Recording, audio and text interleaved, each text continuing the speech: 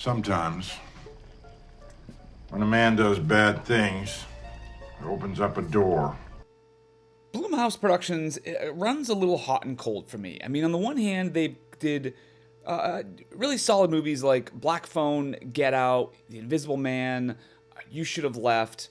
But then, kind of on the other end of the spectrum, they've also released some kind of stinkers like Truth or Dare, Firestarter, or the most recent Halloween Ends. They tend to live sort of in the middle, and it kind of varies depending on either pretty good or pretty bad, but it never quite rises to the level of greatness from a production company. But, you know, they have been known to surprise me at times. A House on the Bayou is a movie about a family that takes a vacation weekend from their home in Texas to this small town in the heart of the bayou. I'm not sure exactly where. I'm assuming it's Louisiana. I don't know if it really mentions it, but they basically just say it's in the bayou in order to basically repair this particular couple's marriage. Okay, I hated this movie. I mean, that's not to say it's a bad movie. I mean, not by any stretch. It's actually a very competently made film, and I can definitely see why people would like this movie. I guess the more nuanced opinion here is I hated this story. It's the type of story that really bothers me where nobody acts in a way that I find relatable. I mean, things sort of just happen and then bounce from one weird thing to another, culminating in some wild twists that kind of zip along so fast that I feel like it's pulling some sort of sleight of hand. Like, don't think about what's happening over here and what it means in the larger context. Just be dazzled by the thing that's occurring. Now, what do I mean by that? Good question. Let's start with the story. The movie starts with Jess, and she's sitting on a couch quietly waiting for her husband John to come home, and she's upset, rightfully so. John has been having an affair with a protege of his for the last several months or so. John, of course, denies it, but Jess has photographic evidence. However, she doesn't want to break up the family because the life that they have together with their 14-year-old daughter, Anna, is one that she is adamant to keep together. So instead, she makes it pretty clear to him. Break up with the student, and her, John, and Anna are going to take a vacation together and learn to become a family again. Okay, no problems there. We show up at this enormous house in this small town in the bayou. And, I mean, for all intents and purposes, it's a mansion. The owner's selling it and hired my agency to handle the details. It goes on the market in a month. In the meantime, they're letting us stay. They've been using it as a rental. Part of a trust, 200 acres of land. Everything was under an intermediary. They specifically asked me to handle the listing. Everything seems like it's set up to be a great weekend, except there is this one locked door that they just can't seem to get into, which troubles Jess because she needs to get into it as she tries to set up this kind of virtual tour of the house. This room isn't on the blueprint. This is all fine backstory, in theory, but we're going to come back to this particular point later on. The family then settles in and tries to essentially mend this broken marriage. I mean, this is where sort of the first thing that started to kind of bother me is how the characters were portrayed in this particular kind of situation. Clearly, Jess was the wronged party here. I mean, she seems to be set up as the protagonist and the person that we as the audience was supposed to live this story through. But the story kind of keeps pushing us to be with John and on his side more. I mean, we spend more time with him in the first part of the story than anybody else. And we keep trying to show how sorry he is and that how he's trying to make amends. And at the same time, showing how cold and vindictive Jess can be. And it seems like the story is trying its damnedest to make us feel for John and the situation that he's in. It's a strange choice, to be sure. But hey, I mean, I'm game for whatever ride the story wants to take me on if it has a good reason to do it. And there is a reason, but in my opinion, it made this worse, not better. So, on a trip to the local store, John and Anna meet Isaac and Grandpappy. I feel weird saying Grandpappy, but that's literally the name in the movie for him, is Grandpappy. Without kind of getting in too deep, essentially they all end up eating dinner together at the mansion. All right, okay, real quick. Basically, Grandpappy writes John a warning. Isaac invites them over for dinner, which Jess agrees to, and then they decide to just kind of come over and cook it there instead. There is some weird conveniences to make all of that kind of happen, but that might be more nitpicky on my part than anything else, so we'll just kind of go with it, because it all kind of is there to set up the rest of the story, right? So now all of our pieces in place. The 5 of them are at the mansion, they're eating dinner, and this is where the main plot is supposed to spring into action. Surprise, surprise, Isaac and Grandpappy have ulterior motives, and the rest of the movie is a series of weird things that kind of forces Jess and John to fight for their lives and the life of their daughter. But not really, and that's kind of another one of my problems. If that was what the movie was, I would be totally fine with it. But instead, this to me feels almost like a cat playing with a mouse. Like, there's no real contest here. Isaac seems to have a clear agenda and also a series of weird powers that he calls magic tricks. Now, this also means that neither John nor Jess ever really feel like they have a chance to actually survive or get away. I mean, they're always under the control of Isaac with no other options. This relationship continues to kind of get weirder and weirder as the night goes on, like them trying to get a cat out of a locked room that they say a coyote got into, and Grandpappy playing a record in the living room, which is a recording of a private conversation between John and his girlfriend in a car.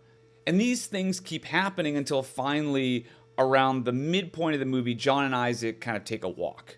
Now, this is important because this is where, to go any further, I have to get into spoilers. So if you don't want to hear spoilers, skip ahead. As John and Isaac go for this walk outside, John then reveals that he hired Isaac to kill Jess in order to make it look like a robbery gone wrong so that he could be with his new girlfriend. This is why it tried to get us on his side in the first place, to basically put a twist on his character and to kind of pull the rug out from under you halfway through the movie. Apparently, he knew that Jess was going to drag him down to this place, and so somehow he preemptively came down here and found Isaac, who would be willing to kill Jess for apparently $100,000. First of all, what? I mean, how does one even find a killer in a place that you don't know? I mean, it's hard enough to find a place that you do know, let alone one that you've never been, in a time frame that seems like it only was a couple days between the point where Jess sprung this vacation on John at the same time as confronting him about the affair. So at what point did he find the time to then go scout for the killers in the area that he was reasonably sure they would be? But even if we accept that John found Isaac and Isaac agreed to kill Jess for money, it still doesn't explain why Isaac is doing all these weird things, like being able to play recorded conversations or hide keys. But somehow John kind of just ignores all of that and just says, all right, let's just get back on track and go ahead with the plan. So they come back inside and they get everything straight again on how Jess is now going to die. But that plan lasts, 3 seconds, because Isaac immediately double crosses John and locks him inside this hidden room, which for some reason is just really a black room with a weird fluorescent light in it. Meanwhile, John's girlfriend shows up at the house unexpectedly and somehow gets locked inside her own car, and Grandpappy forces Anna to pour gasoline on it and light it on fire with her inside. It's around this time that it's become pretty clear that there are some unseen powers at work here. I mean, the car, for some reason, that she just drove up in just won't start. The doors won't open from the inside, specifically so that the car could be torched. Jess, of course, at one point steps in for Anna and then lights the car on fire herself so that her daughter doesn't have to kind of experience that. But here's what I'm going to sort of skip ahead a little bit because it's important to what's going on now. It turns out that Isaac and Grandpappy are some kind of keepers of the moral good. I mean, they consider themselves good Christians with these strange powers who apparently invite evildoers down to this house and then stop them from doing evil.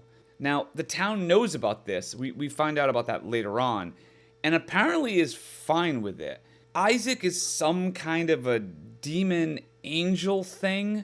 It's not really clear as to exactly what he is, but whatever he is, his point is to stop evil people from doing evil deeds.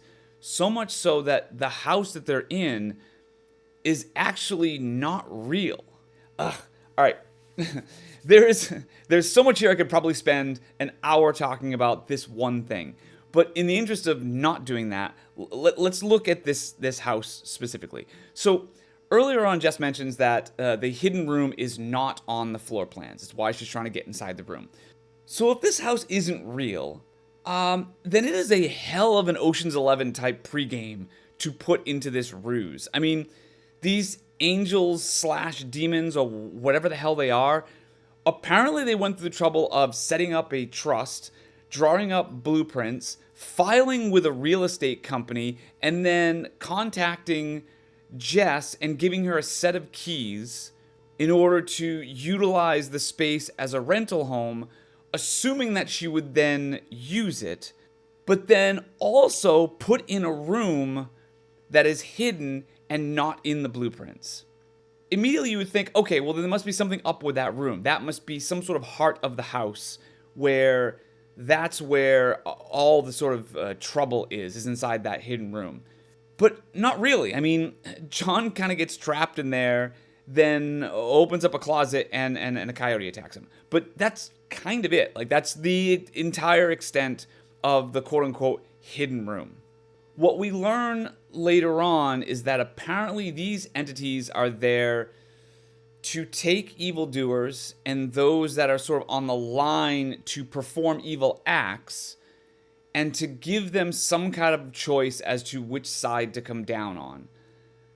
My problem with that, though, is they make a 14-year-old girl at gunpoint try to torch a person alive inside of a car. Now, that seems a little morally questionable to me. Also, why would the girlfriend need to die? You could argue the whole sort of adultery thing in that sort of Christian kind of not committing adultery as a sin sort of situation, but although technically both parties can be considered adulterers, it's generally far more heavily weighed on the side of the person that actually made the marital bond as opposed to the other single party as considered the sin. I mean, even still, did she really deserve to die because she had an affair with a married man? And also Jess, who steps in to do the burning, is she somehow absolved just because it was at gunpoint? I mean, she still killed a person. Here's my overarching issue with this story. If this was a morality play, right, where characters are presented with these moral choices and then, depending on the decisions that they make, determines their fate, that would be one thing. But this movie doesn't seem to want to give the characters any real choices. Instead, it just sends them on this haunted hayride of scenes of creepy weirdo dude and his grandpappy.